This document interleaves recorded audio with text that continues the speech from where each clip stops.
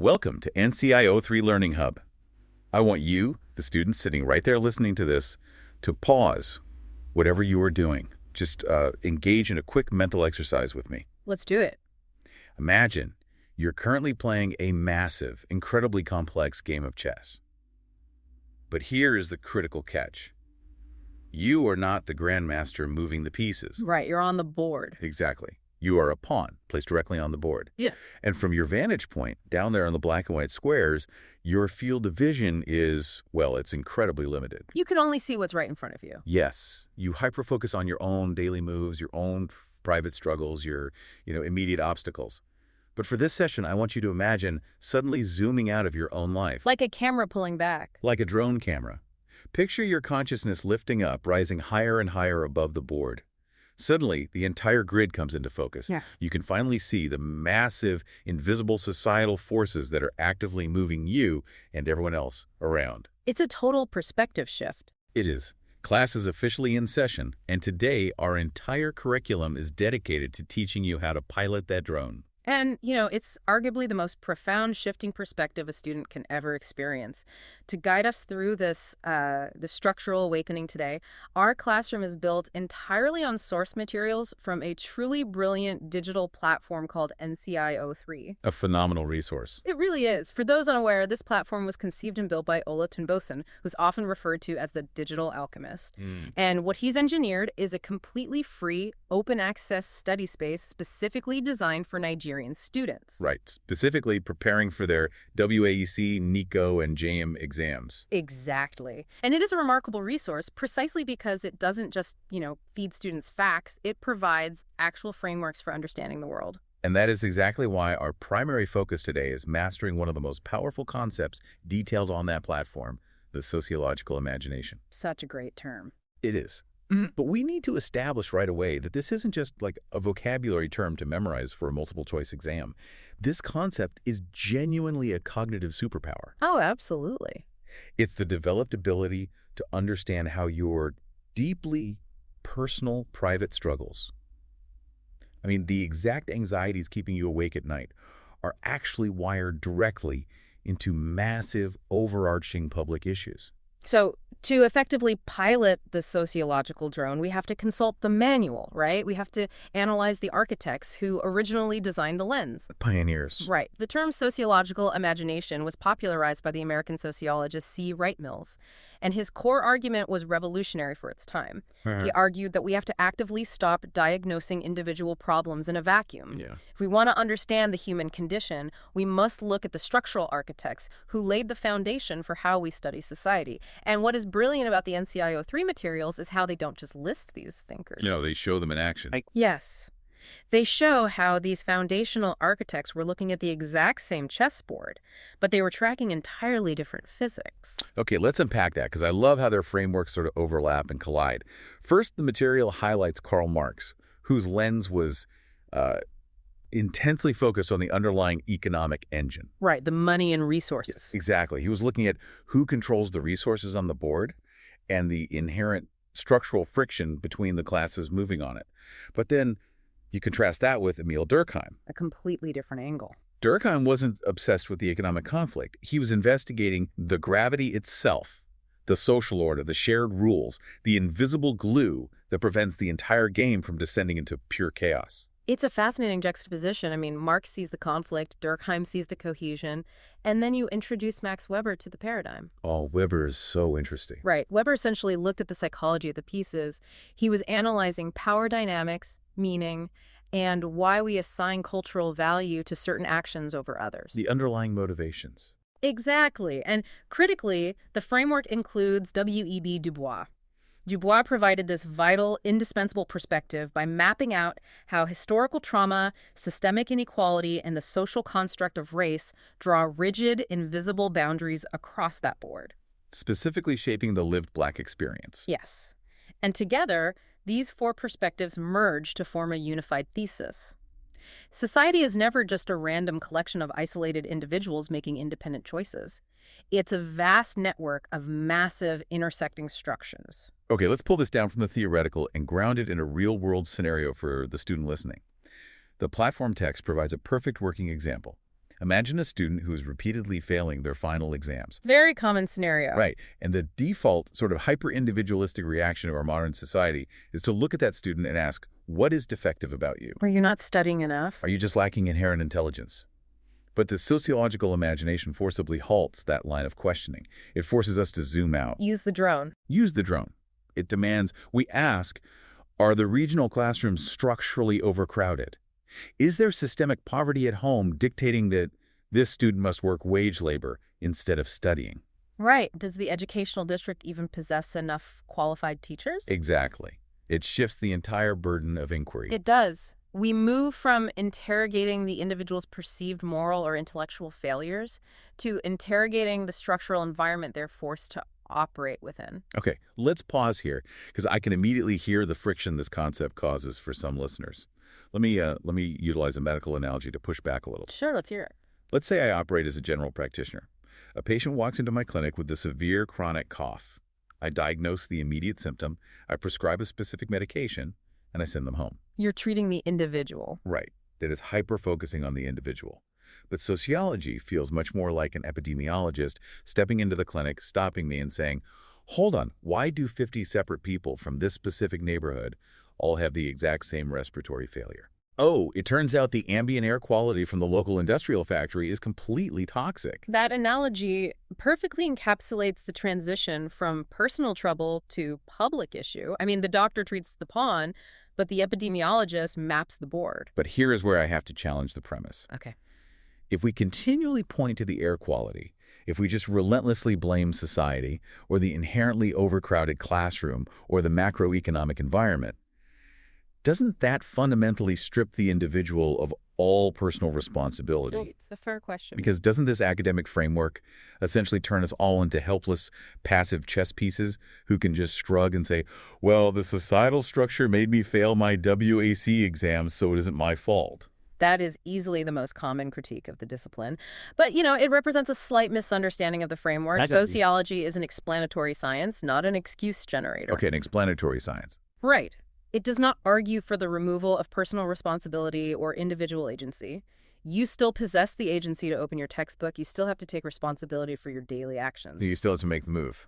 Exactly. However, what the sociological imagination does is reveal the hidden structural boundaries that your agency is forced to bounce against.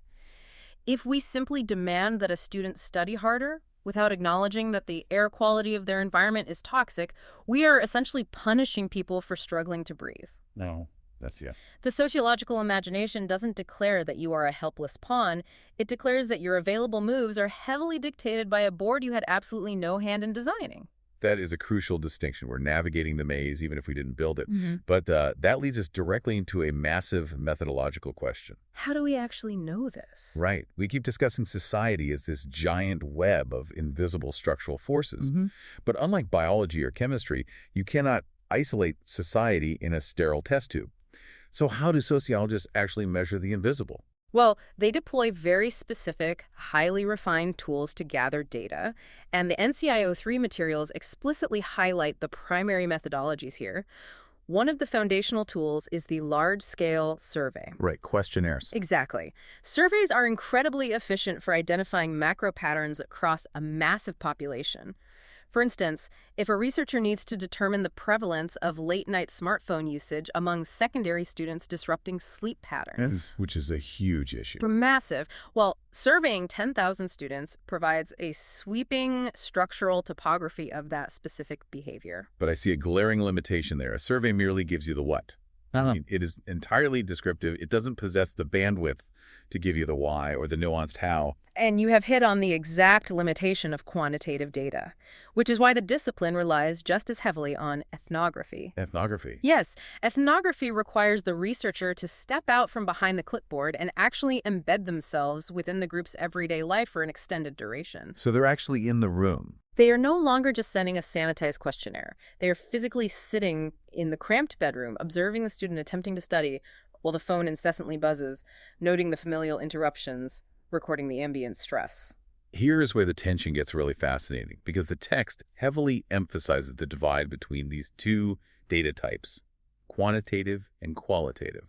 The numbers versus the stories. Exactly. Quantitative data is the hard numbers, the distinct percentages, the standardized test scores. Qualitative data is the words, the personal narratives, the subjective meanings people attach to their daily existence. Right. Now, I have to play the skeptic here. In an era obsessed with data science, aren't the numbers, the quantitative data, the only truly objective metric? A lot of people think that. Aren't percentages the cold, hard, undeniable facts, whereas the qualitative stories are just, messy, unreliable, subjective opinions? If we want a hard science of society, shouldn't we discard the anecdotes? That perspective is incredibly common, especially in modern analytics. But it falls into the trap of assuming numbers possess inherent context. Numbers are vital. They undeniably prove that a structural trend exists. Huh? If quantitative data reveals an 80% failure rate in a specific district, that is an irrefutable cold fact. But numbers are essentially robotic. They are entirely blind to causality. They don't tell you the why. Why exactly are they failing? What is the actual visceral human experience of sitting in that underfunded classroom? What is the psychological weight behind that 80%? That's where you need the ethnography. That is where qualitative data becomes indispensable. The subjective stories explain the underlying mechanisms driving the objective trends. To successfully employ the sociological imagination, you cannot divorce one from the other. So they work in tandem. Exactly. Relying solely on numbers gives you a skeleton. Relying solely on stories gives you a ghost. You need both to see the living, breathing structure. I love that. A skeleton versus a ghost. So if ethnography and surveys are our diagnostic tools, and we point those tools directly at the general population, what is the actual code they uncover? The underlying operating system. Yes. Because according to the platform materials, sociologists find that from the exact second you are born, you are handed an invisible script that dictates your reality, and most of us don't even realize we are reading lines. Yes, you are referring to the overarching script of culture. Culture acts as the fundamental operating system of any society. And the NCIO3 text breaks this massive concept down into three distinct interconnected components. Okay, lay them out. First, you have norms, which are the enforced actual rules of daily behavior. Second, you have values, which are the broader, more abstract ideals about what a society considers inherently important or morally good. Like valuing hard work or community. Exactly. And third, you have beliefs, which are the underlying paradigms that people simply accept as unquestionable truths. And what is critical for the listener to grasp is the friction of how we acquire this. We aren't simply born with this operating system pre-installed. The acquisition of culture is an active, often aggressive process called socialization. It happens every day. Throughout our entire lives.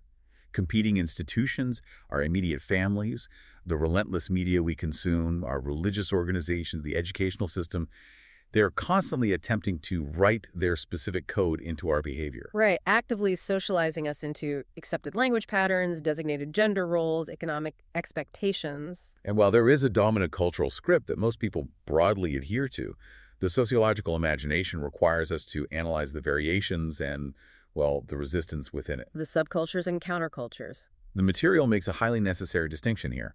A subculture is a distinct group that develops its own unique aesthetics, language, and practices, but fundamentally still exists harmoniously within the broader society.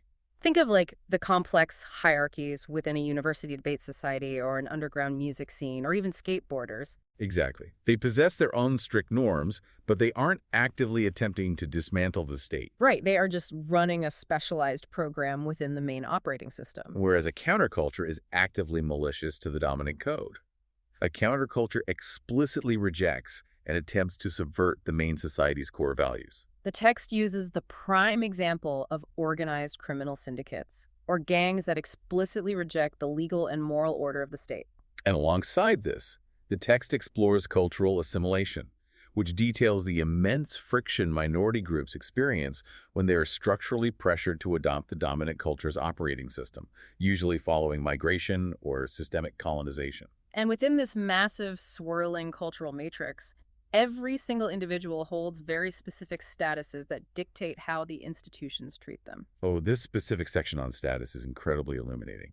The text delineates a sharp boundary between ascribed status and achieved status. Let's break that down. Let me utilize a complex video game analogy to illustrate this structural reality. I love a good gaming analogy. when you log into a deeply immersive role-playing game, Yeah. your character is randomly generated with certain base statistics, your starting race, your starting region, your initial wealth, and you have absolutely no power to change those stats. You're just born with them. In sociology, that represents your ascribed status. These are the social tags permanently attached to you at birth, such as your biological sex, your ethnic background, or your family's initial economic class. You didn't earn these tags. They were unilaterally assigned to your profile. And how does the analogy handle achieved status? Achieved status is the high-level gear you manage to unlock through active gameplay. It represents the social standing you acquire through your own effort, talent, or choices, like successfully becoming a university prefect, graduating as an engineer, or rising to the level of a corporate director. But here is the structural critique, right? Your ascribed status often acts as a massive bottleneck for your achieved status. Exactly. The gear you are allowed to unlock is heavily dictated by the stats you were randomly born with. That is a highly sophisticated read of the dynamic.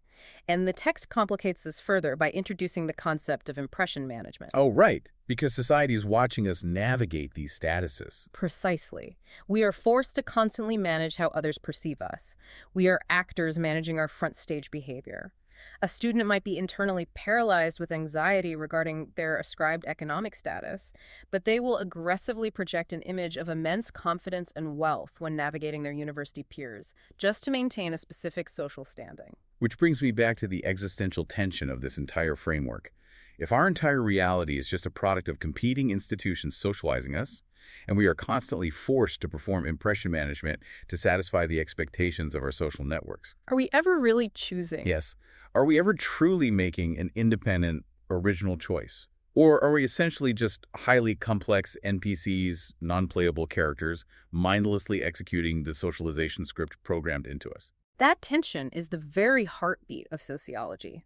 The discipline fully acknowledges that paradox. Yes, your social networks, your ascribed statuses, and the overarching institutions violently shape your available opportunities, and they heavily influence your decision-making tree. They set the board. But you remain the active consciousness choosing exactly how to interpret and perform that script.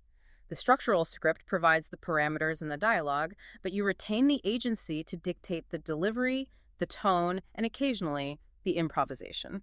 So socialization is the gravity, not the trajectory. Exactly. Socialization provides the gravity, but it does not entirely dictate the trajectory of the ball once you throw it. Okay, but let's look at the friction. What happens when a pawn decides to move diagonally? What happens when individuals experience a critical error with the socialization process and completely go off script? That is where the analysis transitions into the complex realm of deviance and crime, and the most vital distinction the NCIO 3 text makes a distinction most of the general public completely fails to grasp is that deviance and crime are not synonymous. Not the same thing at all. Deviance is simply the act of breaking an established social norm. If you wear a heavy winter coat to a tropical beach, or if you face the back wall while riding in an elevator, you are exhibiting severe deviance, but you are not committing a crime. Right. Crime is different. Crime is the specific codified act of breaking formal state laws. Furthermore, the sociological imagination demands we recognize that what constitutes a crime is highly fluid. It shifts drastically depending on the cultural and historical context. To explain the underlying mechanisms of why people resort to deviance, the text introduces a phenomenal concept called strain theory. This is a big one. It is.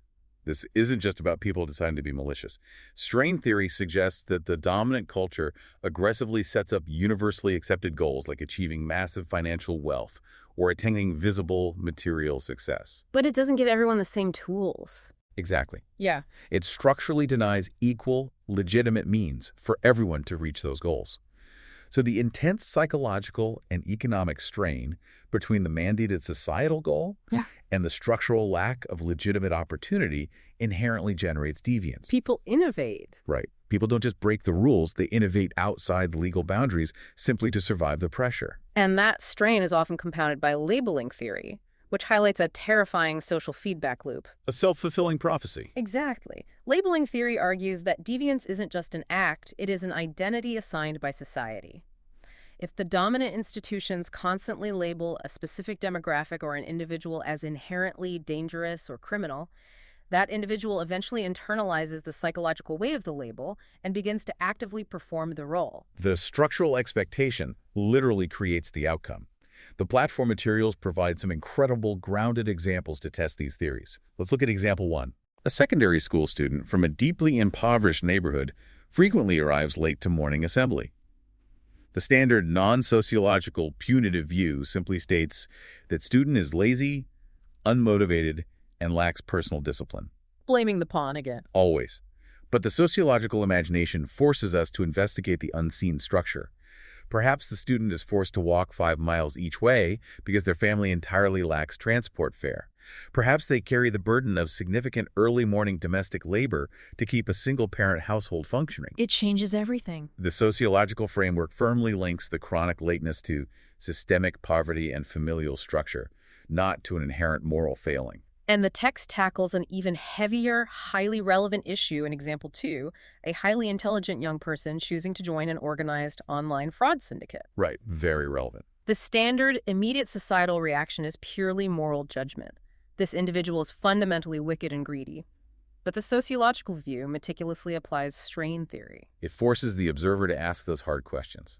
Exactly. It forces us to ask, did the crushing reality of 40% youth unemployment, the massive, visible systemic inequality, and the intense, relentless cultural pressure to display financial success structurally push this individual toward criminal innovation when all legitimate legal paths to status were completely barricaded? Now, this is exactly where I need to press you, because this touches a very raw nerve. I know exactly where you're going with this. If we apply strain theory, and we conclude that macroeconomic unemployment and intense cultural pressure essentially cause the individual to engage in online fraud, doesn't sociology inherently excuse the criminality? It sounds like it, right? I can easily hear a listener getting frustrated right now thinking this entire framework is just an elaborate academic method for letting criminals off the hook by blaming the economy. It is a critical pushback, and the text draws a very firm, unambiguous boundary here.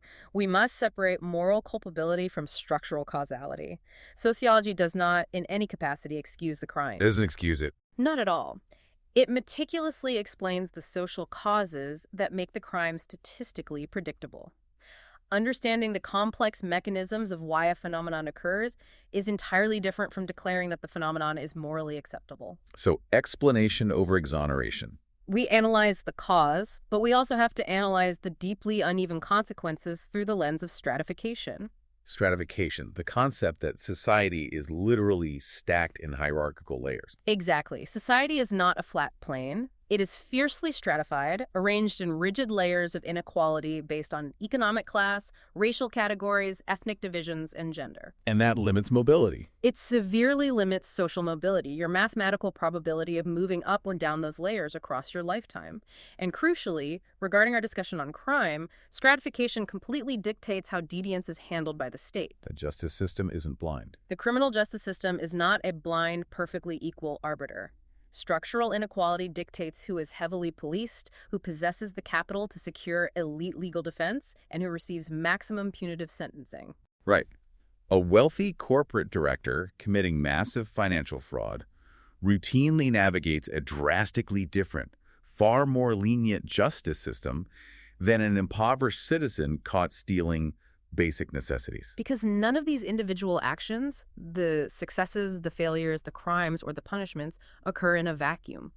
They are all processed through massive, highly organized societal factories. In sociology, we call these structures institutions. The NCIO3 materials meticulously outline the major macro institutions that dictate the rhythm of our society. You have the family unit, which is the primary engine for early care and initial socialization. The first teachers. You have religion, which operates as a massive framework offering existential meaning and organizing moral parameters. You have government, which holds the monopoly on making laws and utilizing force to maintain order. And the economy. And the economy, the overarching system that relentlessly controls labor, production, and the highly unequal distribution of resources. And then there's the institution of education. Oh, this is a big one. I will admit, I had a profound paradigm-shifting moment reading this specific section. Education contains this incredibly cynical paradox. Culturally, it is aggressively marketed as the ultimate tool for promoting meritocracy. The great equalizer. It is championed as the great equalizer that allows anyone to achieve status. But the sociological analysis points out that the institution of education frequently acts as a mechanism to actively reproduce and lock in existing inequality. It can actually deepen the divide. If the children of the wealthy elite have exclusive access to pristine, highly funded academies with tiny class sizes and immense resources, while impoverished children are forced into crumbling, underfunded buildings lacking basic infrastructure, the educational institution is not leveling the playing field. No, it's just laundering ascribed status into achieved status. Exactly. Effectively cementing the inequality for the next generation while maintaining the illusion of fairness. It is a profoundly sobering structural reality. The text utilizes example 3 to vividly illustrate how deeply this institutional inequality is embedded, even on a micro level. Let's hear it.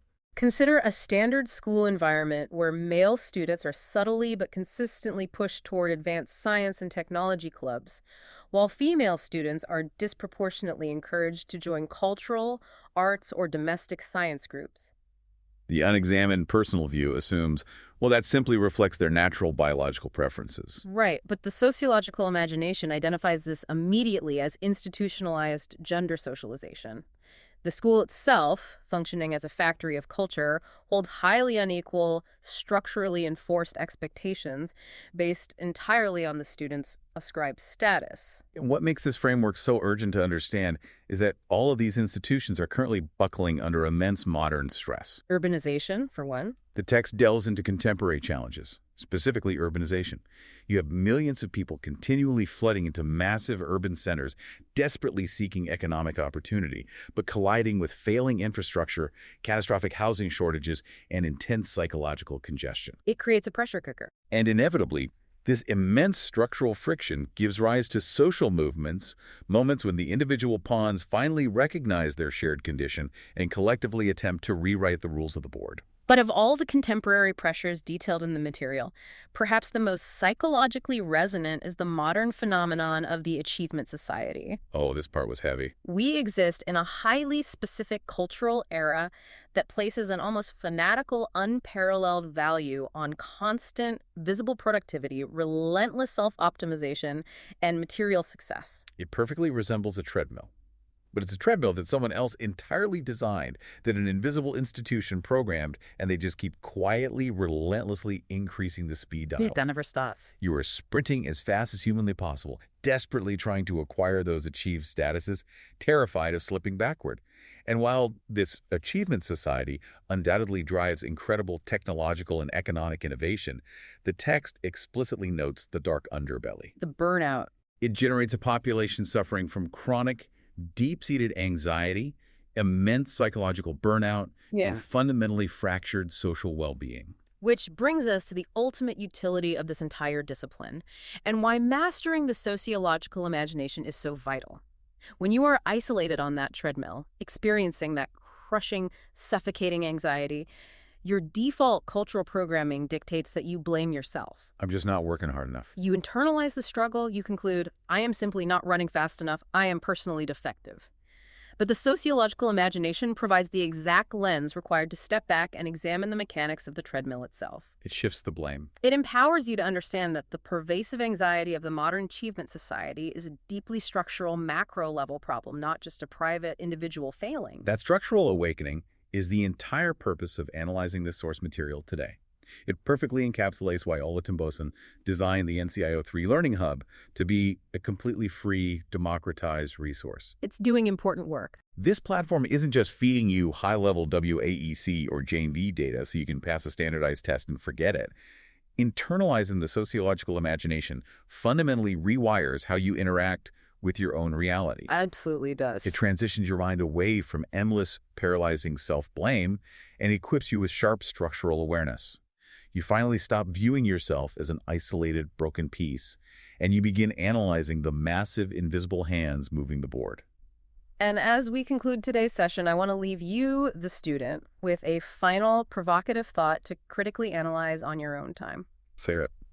If we accept the premise that we currently exist inside an achievement society that attempts to measure your entire human worth almost exclusively by your economic productivity, Right.